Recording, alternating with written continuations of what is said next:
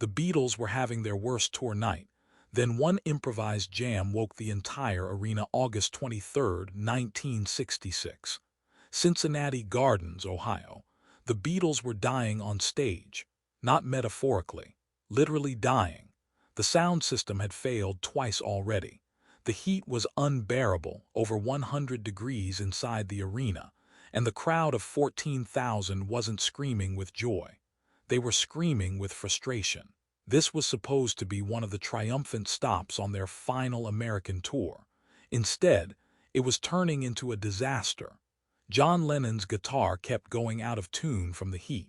Paul McCartney's bass amp was crackling with static. George Harrison's microphone had stopped working entirely during Paperback Writer. And Ringo Starr was playing a drum kit that sounded like it was held together with duct tape and prayers. But the technical problems weren't even the worst part. The worst part was the energy, or rather, the complete lack of it. The crowd had paid good money to see the Beatles. They'd waited in line for hours in the scorching August heat. They'd fought through traffic and crowds and chaos. And now they were watching their heroes struggle. Through a show that felt more like a funeral than a concert. John could feel it in his bones. The disconnect. The disappointment. The slow, agonizing death of the magic that had once made every Beatles concert feel like a religious experience. "This is bloody awful," he muttered to Paul during a brief pause between songs. Paul, ever the optimist, tried to smile. "We'll turn it around. We always do." But even Paul didn't sound convinced. They launched into Day Tripper, but the sound was muddy, distorted. The audience's response was polite at best, scattered applause. Few half-hearted screams. Nothing like the Beatlemania that had defined their career. George, frustrated beyond measure, looked at John with an expression that said it all. "We're losing them." And they were. With every botched note, every technical glitch, every moment of awkward silence while they waited for equipment to be fixed, they were losing the crowd. The Beatles, the biggest band in the world, were bombing. In Cincinnati, Ohio. On a sweltering August night, and nobody knew how to stop it. Backstage, Brian Epstein was pacing like a caged animal. "What's happening out there?" he asked. "Anyone who would listen. Why can't they get the sound right?" The technical crew was scrambling, trying to fix problems that seemed to multiply faster than they could solve them. The venue's electrical system wasn't designed for a rock concert of this magnitude. The heat was causing equipment to malfunction, and the pressure of it all was crushing everyone involved. John stood at his microphone, sweat pouring down his face, looking out at 14,000 disappointed faces. This wasn't how it was supposed to be. This wasn't why they'd started making music. For a moment, he considered just walking off stage, ending the show, admitting defeat. But then something happened, something unexpected. Something that would transform the worst night of their tour into a moment that would be talked about for decades. John looked at Paul, then at George, then at Ringo. And in that moment of shared frustration and desperation, he made a decision. A crazy, risky, completely unplanned decision. He was going to throw away the setlist. Forget the hits. Forget what people expected. And just play, really play. The way they used to in Hamburg, the way they used to in the Cavern Club, raw, honest, real. "Lads," he said, loud enough for his bandmates to hear but quiet enough that the microphones didn't pick it up. "Forget the set list, let's just jam." Paul's eyes widened. George looked skeptical. Ringo just nodded, a slight smile playing on his lips. And what happened next would either save the show or destroy it completely. John stepped up to his microphone, the weight of 14,000 disappointed stares pressing down on him. The setlist called for Yesterday next, a safe choice, a crowd pleaser, but John wasn't interested in safe anymore. "Hold on, folks," he said, his voice cutting through the restless murmur of the crowd. "We've been having some technical difficulties tonight, as you might have noticed." A few people laughed, but it was bitter, frustrated laughter. "And you know what?"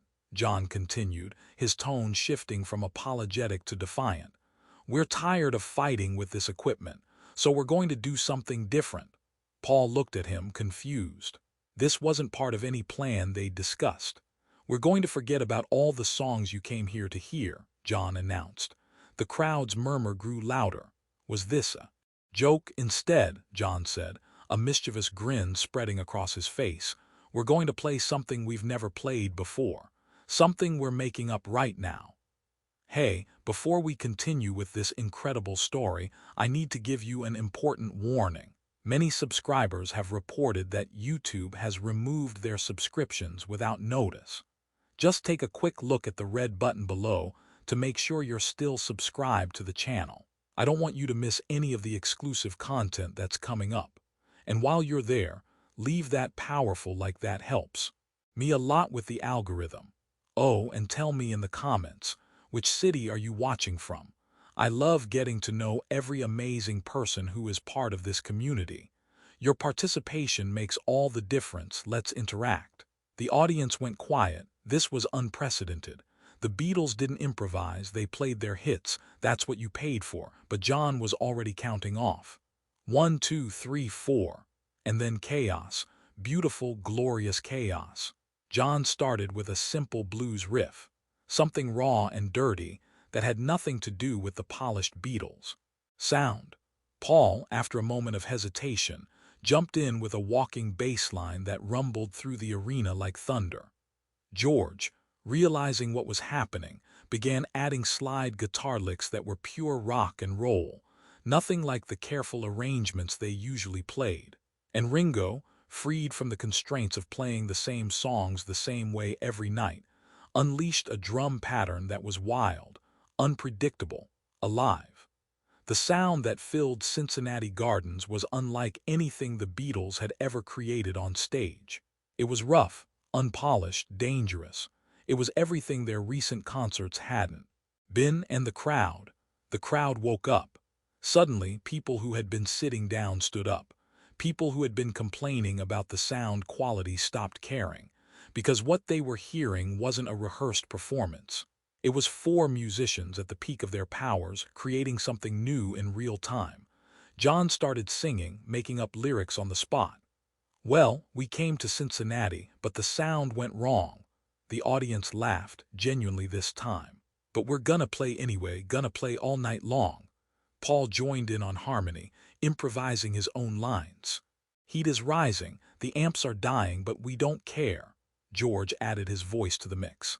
"'Cause when the music's right, there's magic in the air." The jam evolved, morphing from blues to rock to something that sounded almost like early rhythm and blues. The technical problems that had plagued them all night suddenly didn't matter, because they weren't trying to reproduce perfect studio recordings anymore. They were just four guys playing music, and it was electrifying. A young man in the front row, who had been booing earlier, was now dancing. A woman, the balcony, who had been demanding a refund, was clapping along. The entire energy of the arena had shifted, from disappointment to excitement, from frustration to joy, from a failed concert to something magical. John, feeling the change, pushed harder.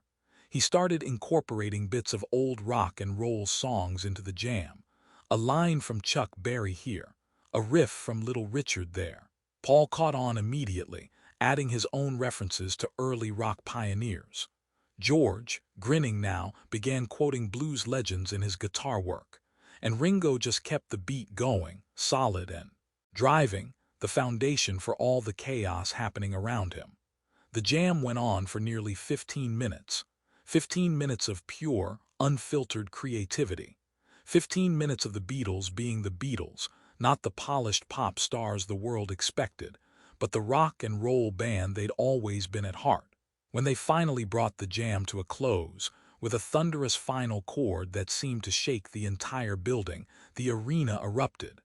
Not polite applause, not obligatory cheering, but a genuine, overwhelming expression of pure joy. 14,000 people on their feet, screaming not because they were supposed to, but because they just witnessed something extraordinary. John, breathing hard, sweat dripping from his hair, looked out at the transformed crowd. "Now that," he said into the microphone, "is what rock and roll is supposed to feel like." The audience roared their agreement. Paul stepped up to his microphone, grinning ear to ear. "You know what? That was more fun than we've had on this entire tour. More cheers. George, usually the quiet one, actually laughed out loud. Can we do that again? And Ringo, ever the pragmatist, just said, let's finish this. Show properly, lads. What followed was the most energetic, passionate performance the Beatles had given in months. They played their hits, yes, but they played them differently. Looser, freer, with the same spirit they just discovered in that improvised jam. I saw her standing there, became a raw, garage rock explosion. Nowhere Man turned into a psychedelic exploration. Even yesterday, when they finally played it, had a new edge to it. The technical problems didn't go away. John's guitar still went out of tune. Paul's amp still crackled. George's microphone still cut out occasionally. But none of it mattered anymore. Because the Beatles had remembered something crucial. Something they'd forgotten in the grind of touring, in the pressure of being the biggest band in the world. They'd remembered that music wasn't about perfection. It was about connection, about honesty, about the raw, unpredictable magic that happens when musicians stop trying to be perfect and just play. And Cincinnati, Ohio, on that sweltering August night, got to witness the moment when the Beatles became a band again. The transformation in Cincinnati Gardens was immediate and undeniable. What had started as the worst show of the tour had become something legendary, and everyone in that arena knew they were witnessing something special. Between songs, John addressed the crowd with a newfound energy. You know, he said, wiping sweat from his forehead, we've been playing the same songs the same way for so long, we almost forgot why we started doing this in the first place. The audience, now completely engaged, listened intently. But that jam we just did, John continued, that reminded me, music isn't about being perfect, it's about being alive. The crowd erupted in agreement. Paul, emboldened by the response, added his own thoughts. We've been so worried about giving you what you expect, we forgot to give you what we love. And what we love is just playing. A young woman in the third row shouted, play whatever you want. We love it. And that simple statement seemed to unlock something in the Beatles. For the rest of the show, they took risks. They extended songs with improvised solos. They changed arrangements on the fly. They even started taking requests from the audience, something they hadn't done in years. Play Long Tall Sally, someone shouted. John grinned. Haven't done that one in a while. Let's give it a shot. What followed was a blistering, raw version of the Little Richard classic that had nothing to do with the polished Beatles sound and everything to do with pure rock and roll energy. The audience went wild. George, during a brief pause while Paul tuned his bass, spoke into his microphone. This is what we used to do in Hamburg, he said. Just play for hours, making it up as we went along. No set list. No plan, just music. Why'd you stop? Someone in the audience called out. George paused, considering the question. I guess we got too successful, he said honestly. Started worrying more about what people expected than what we wanted to create. The honesty was refreshing, disarming, and it created an intimacy between the band and the audience that hadn't existed earlier in the night. Ringo, usually quiet during these moments, added his perspective. But tonight, you lot reminded us what it's all about, so thank you for that. The applause was warm, genuine. This wasn't just a concert anymore. It was a conversation, a shared experience between four musicians and 14,000 people who had all remembered why they loved music in the first place. Near the end of the show, John made an announcement that would become part of Beatles lore. We're going to do one more improvised jam, he said. But this time we want you to be part of it. The audience buzzed with excitement. When we start playing, John explained, I want you to clap, stomp, sing, make noise. Whatever feels right. Don't worry about being perfect. Just be part of the music. What followed was extraordinary. The Beatles started with a simple rhythm. John on guitar, Paul on bass, George adding texture, Ringo keeping the beat. And then 14,000 people joined in, clapping, stomping, singing wordless melodies, creating a wall of sound that was chaotic and beautiful and utterly unique. The jam evolved organically, with the audience's energy feeding the band and the band's playing inspiring the audience. It wasn't polished. It wasn't perfect. But it was real, and it was magic. When the jam finally ended with everyone in the arena exhausted and exhilarated, there was a moment of profound silence. Then the roar. Not just applause, but a collective expression of joy, of gratitude, of shared experience. People were hugging strangers, crying, laughing, experiencing something that transcended a typical concert. Backstage after the show, the Beatles were buzzing with energy. That, John said, lighting a cigarette with shaking hands, was the best show we've done in years. Paul nodded enthusiastically. Did you feel it? The connection? It was like the early days again. George, usually cynical about their concerts, was genuinely smiling. We should do that every night. Just throw away the set list and see what happens. Ringo, ever practical, laughed. Brian would have a heart attack. As if on cue, Brian Epstein burst into the dressing room. They expected him to be furious about the deviation from the planned show. Instead, he was grinning. That, Brian said, was brilliant. Absolutely brilliant. The audience is going mad out there. They're saying it's the best Beatles show they've ever seen. The band exchanged glances.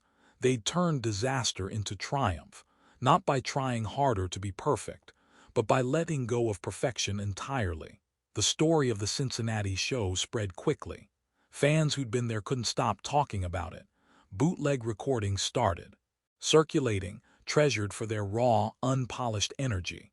Music journalists who'd written the Beatles off as a polished pop act started reconsidering.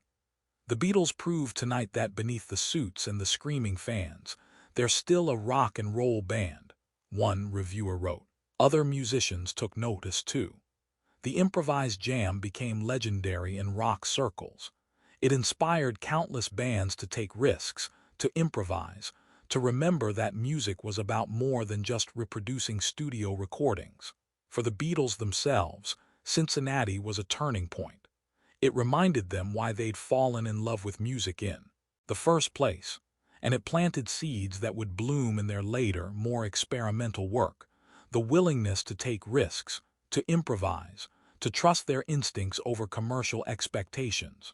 All of it traced back to that sweltering August night in Ohio, when everything went wrong, and they decided to make it right by just playing. The Cincinnati concert became a legend, whispered about in music circles for years to come. But its impact went far beyond that single night. For John Lennon, the experience was transformative. Cincinnati showed me that we'd been playing it too safe. He later reflected, we'd become a jukebox just reproducing our hits. But that night, we remembered we were artists. This realization would fuel his push for more experimental work on albums like Revolver and later SGT. Peppers. The willingness to take risks, to try things that might fail, to prioritize creativity over commercial safety, all of it traced back to that improvised jam. Paul McCartney, ever the craftsman, took a different lesson. Cincinnati taught me that spontaneity has value, he said in interviews years later. That sometimes the best music happens when you stop trying to control everything. This philosophy would influence his approach to recording, leading to more live-in studio sessions and less reliance on endless overdubs. George Harrison, who had been growing increasingly frustrated with the constraints of being a Beatle, found renewed purpose. That night reminded me that music could still be fun, he said, that we didn't have to be prisoners of our own success. The confidence he gained from the Cincinnati Jam would eventually lead him to push for more of his own songs on Beatles albums, culminating in masterpieces like While My Guitar Gently Weeps and Here Comes the Sun. Ringo Starr, the steady heartbeat of the band, understood the lesson in his own way. Cincinnati showed us that the audience doesn't want perfection, he observed. They want connection. They want to feel like they're part of something real. The technical crew who'd struggled so mightily that night also learned something valuable. We spent the whole show trying to fix problems, one sound engineer recalled. But the Beatles showed us that sometimes you have to work with what you've got instead of waiting for everything to be perfect. The impact extended beyond the Beatles themselves. Other bands touring that summer heard about what happened in Cincinnati and started incorporating more improvisation into their own shows. The Grateful Dead, who would become famous for their extended jams, cited the Cincinnati show as an inspiration. The Beatles proved that even the biggest pop band in the world could take risks, Jerry Garcia said. If they could do it, so could we. Jimi Hendrix, just beginning his career, heard bootleg recordings of the Cincinnati Jam and was inspired to push his own improvisational boundaries. They showed that you don't have to choose between being popular and being adventurous, Hendrix said. Even jazz musicians, who'd often dismissed rock as simplistic, started paying attention. What the Beatles did in Cincinnati was pure jazz philosophy, Miles Davis reportedly said. Creating in the moment, responding to the energy, not being afraid to fail. The audience members who'd been there that night became evangelists for the experience. They told friends, family, anyone who would listen about the night the Beatles threw away the script.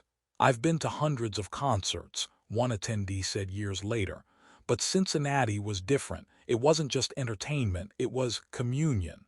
Another fan, who'd been ready to leave during the technical difficulties, said, "That improvised jam saved not just the show, but my faith in live music.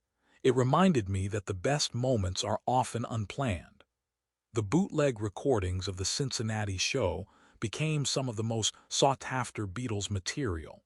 Not because of sound quality, the recordings were rough, captured on primitive equipment, but because they captured something essential about the Beatles that their polished studio albums couldn't: their raw energy, their chemistry, their willingness to take risks. Music historians would later point to Cincinnati as a pivotal moment in the Beatles' evolution. It was the bridge between their early rock and roll days and their later experimental period, one scholar noted. It showed them that they could still access that raw energy while pushing into new territory. The concert also changed how the Beatles approached their remaining tour dates. While they didn't completely abandon their set lists, they started leaving room for spontaneity. Extended jams, unexpected song choices, moments of improvisation that kept each show unique. After Cincinnati, every show felt alive again, Paul later said. We weren't just going through the motions anymore. The decision to stop touring entirely, made just a few weeks after Cincinnati, was influenced by what they'd learned that night. They realized they couldn't recreate that kind of magic in the chaos of constant touring, but they could recreate it in the studio, with time to experiment, to take risks, to follow their creative instincts without worrying about reproducing the same songs night after night. Cincinnati showed us what was possible, John said, and the studio gave us the space to explore those possibilities. The legacy of that August night in Ohio lives on. Music. Schools use it as a case study in the value of improvisation. Bands cite it as inspiration to take risks, and fans who were there still talk about it as the greatest concert they ever attended, not because it was perfect, but because it was real. Chapter 5. The climax of Connection, the final song of the Cincinnati concert, was supposed to be "I'm Down," a high-energy closer that would send everyone home happy. But after everything that had happened, John Lennon had a different idea.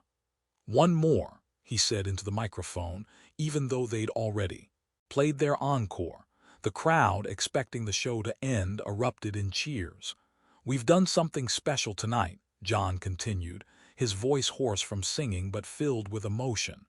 "We've remembered what it means to just play, to create, to connect." He paused, looking at his bandmates. "So for this last song, we're going to do something we've never done before." The audience leaned forward, anticipating. "We're going to play a song we've been working on," John said. "Something we haven't recorded yet, something you've never heard." This was unprecedented. The Beatles never debuted new material. Live, they perfected songs in the studio first. But tonight was different. Tonight, all the rules had been thrown out. John counted off, and they launched into what would later become Tomorrow Never Knows. But this version was raw, unfinished, evolving in real time. The hypnotic drone, the psychedelic guitar work, the driving rhythm. It was unlike anything anyone in that arena had ever heard. And the audience, they were transfixed. This wasn't the Beatles they thought they knew. This was something new, something dangerous, something that hinted at the revolution to come.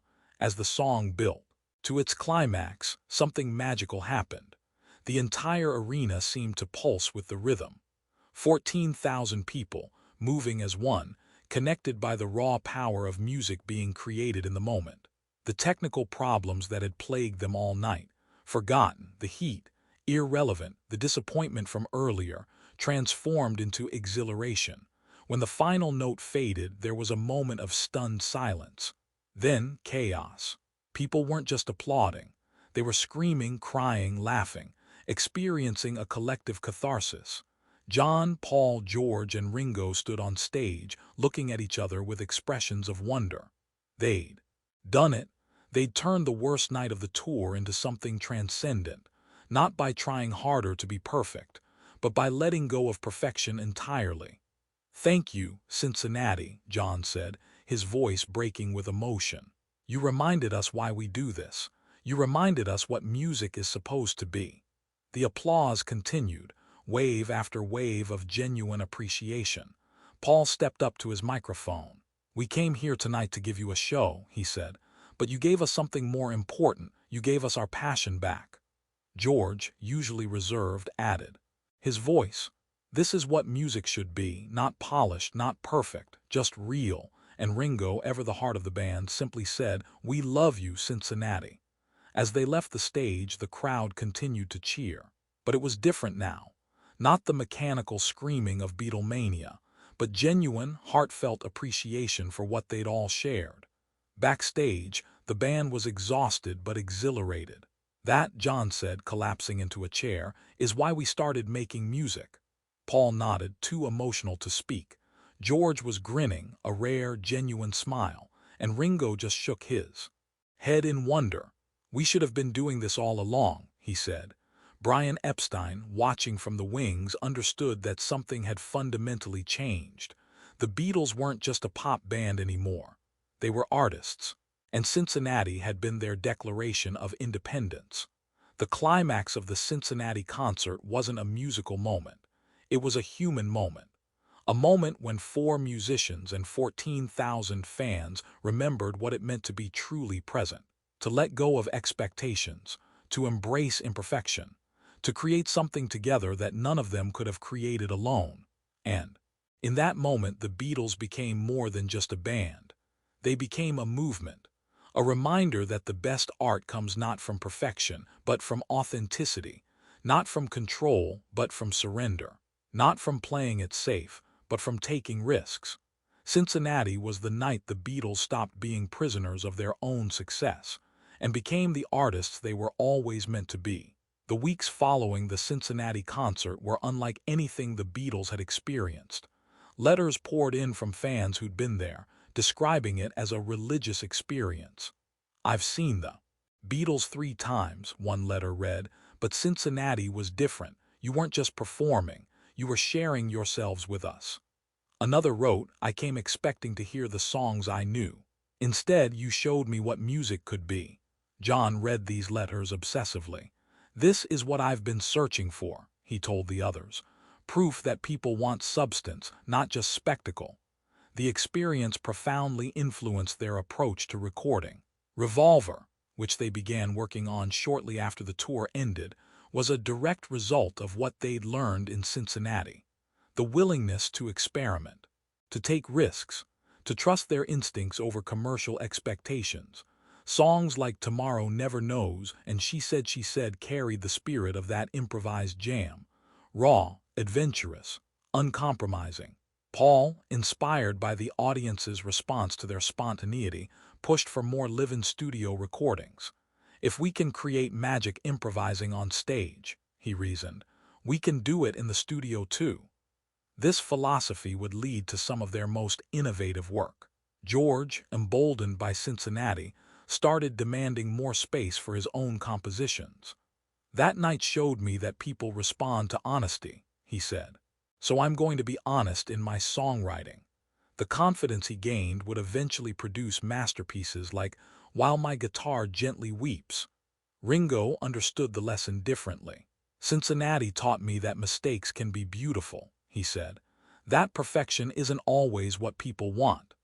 The music industry took notice. Record executives who'd been pushing for more commercial, radio-friendly material started backing off. The Beatles proved that you can challenge your audience and still be successful, one executive admitted. Maybe we've been underestimating what people want. Other artists began following the Beatles' lead. Bob Dylan, hearing about Cincinnati, felt validated in his own experimental direction. The Beach Boys' Brian Wilson was inspired to push boundaries on Pet Sounds. The Doors, the Velvet Underground, and countless others emerged, all making music that prioritized artistic vision over commercial safety. Cincinnati had sparked a revolution. Not a loud, aggressive revolution, but a quiet one. A revolution of artistic freedom, of authenticity over perfection, of connection over spectacle. The fans who'd been at Cincinnati became ambassadors for this new approach. They told stories about the improvised jam, about the raw energy, about the genuine connection they'd felt. It wasn't just a concert, one attendee said years later. It was a reminder of what music is supposed to be. The bootleg recordings continued to circulate, treasured not for their quality but for what they represented. A moment when the biggest band in the world chose honesty over perfection, and in doing so, changed everything. The decision to stop touring, made just weeks after Cincinnati, was directly influenced by what they'd learned. We realized we couldn't recreate that magic night after night on the road, Paul explained. But we could explore it in the studio. The transformation that began in Cincinnati continued through their most creative period. SGT, Peppers, The White Album, Abbey Road. All of these groundbreaking works carried the spirit of that August night. The willingness to experiment, to take risks, to trust that audiences wanted substance, not just familiar hits. Cincinnati freed us, John said in his final interview. It showed us that we didn't have to be prisoners of our own success. The young woman who'd shouted, "Play whatever you want," became a music journalist. That night changed my life, she wrote in her memoir. Realized that the best art comes from artists being true to themselves, not giving audiences what they expect. The sound engineer who'd struggled with the equipment became a producer. Cincinnati taught me that technical perfection isn't the goal, he said. Connection is. Hundreds of people in that audience were similarly affected. They became musicians, writers, artists, all inspired by a night when the Beatles chose authenticity over perfection. Today, music historians point to Cincinnati as a pivotal moment, not just for the Beatles but for rock music as a whole. It was the night that proved rock could be art, one scholar noted. That commercial success and artistic integrity weren't mutually exclusive. The legacy of that night continues to resonate. Music schools teach it as a case study in the value of improvisation. Bands cite it as inspiration to take risks, and fans who were there still describe it as the greatest concert they ever attended, not because it was perfect, but because it was real. 50 years later, the Cincinnati concert is still talked about, still studied, still remembered as the night the Beatles woke up. Music historians point to it as a turning point, not just for the band but for live music as a whole. Before Cincinnati, concerts were about reproducing studio recordings, one historian noted. After Cincinnati, they became opportunities for creation and connection. The bootleg recordings are treasured by collectors worldwide, not for their audio quality, which is poor, but for what they capture. A moment when four musicians chose risk over safety, authenticity over perfection, connection over spectacle. The lesson of that night, that the best art comes from letting go of control, continues to resonate. Modern artists, when asked about their influences, often cite the Cincinnati show. The Beatles taught us that you don't have to choose between being popular and being artistic, said one contemporary musician. You can be both if you're brave enough. The young fans who were there that night grew up to become the next generation of musicians, producers, and music lovers, all carrying with them the memory of what they'd witnessed. I was 16 when I saw the Beatles in Cincinnati, one attendee said at a 50th anniversary gathering. That night taught me that music isn't about perfection. It's about presence. They were having the worst show of their tour, another remembered. But instead of giving up, they transformed it into something magical. That's a lesson I've carried my whole life. In 2016, on the 50th anniversary, survivors gathered at the site of Cincinnati Gardens. They shared their memories, their stories, their transformations. I became a musician because of that night, one said. The Beatles showed me that creativity matters more than perfection. They reminded us that we have a choice, another added. We can play it safe, or we can take risks and create something real. John Lennon, tragically taken from the world in 1980, never got to see the full impact of what happened that night. But his words, spoken in interviews over the years, reveal how deeply it affected him. Cincinnati was the night we stopped being Beatles and became artists again, he said. Everything we did after that came from that moment of freedom. Paul McCartney, still performing in his 80s, often references Cincinnati. It was the night we remembered why we started making music, he reflects. Not for fame or money, but for the pure joy of creating. George Harrison, before his death in 2001, spoke about Cincinnati as a spiritual awakening. We realized that night that music is meditation, he said. It requires presence, honesty, and the courage to let go. Ringo Starr sums it up simply. It was the night we stopped trying to be perfect and started being real. The story of the Beatles in Cincinnati reminds us that the most powerful performances aren't always the most polished. They're the ones where genuine connection happens, where artists risk failure to create something authentic, where audiences and performers create magic together. It reminds us that presence matters more than perfection, that authenticity trumps polish, that the best art comes from taking risks, not playing it safe. The Beatles were having their worst tour night, but they didn't accept it. They transformed it with one improvised jam and a willingness to be vulnerable. And in doing so, they sent an entire arena and eventually an entire generation into a frenzy.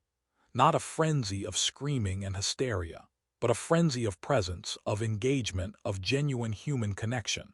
That's the real legacy of Cincinnati, not the size of the crowd or the spectacle of the event, but the reminder that music, when done with honesty and courage, can wake people up, can remind them of what it means to be truly alive, can transform spectators into participants, can turn disaster into triumph.